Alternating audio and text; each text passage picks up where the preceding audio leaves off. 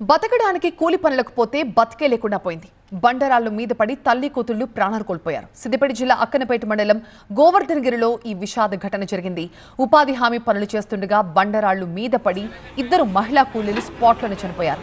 ఉపాధి హామీ పనులు చేస్తున్న సమయంలో ఒక్కసారిగా రాళ్లు కింద పట్టడంతో సరోజిని, ఆమె కుమార్తె మమత అక్కడికక్కడే ప్రాణాలు కోల్పోయారు.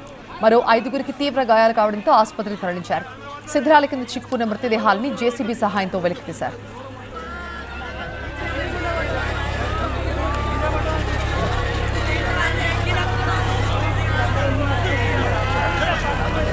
అది సడన్గా ఒకటేసారి పడ్డది. పెట్ట చూసుకోకుండానే ఒకసారి పడే వరకు మాకు స్పాట్లో కాళ్ళ రెక్కలు ఆడలేదు.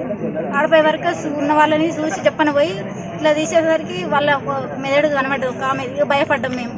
ఇక మిగతా వాళ్ళని తీసిన ఇద్దరిని అక్కడ హాజరు తీసుకున్నాడు. ఎక్కడ సామన్న హాజరు తీసుకొని ఆయనతో మేము కరుపానికి వచ్చినాక ఒక 10 అట్లు కూడా పోయలేదు.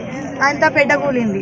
పెద్ద కూలి మేము ఇక్కడ ఉన్న 4 తప్పించుకున్నారు జరిగింది. కానీ ఒక ఆమె కాలు ఇరిగిపోయింది, మొత్తం పొట్టు అయింది. ఒక ఆమెకు మట్టి పెద్ద వచ్చి గుండె ఇక్కడ పడ్డది.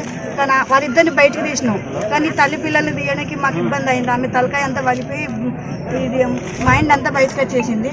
వాళ్ళ దగ్గరికి పోనీకి మాకు ధైర్యం కాలలే. ఇక వీళ్ళిద్దరిని అయితే తనలాడి అటు ఇటు తీసినాము.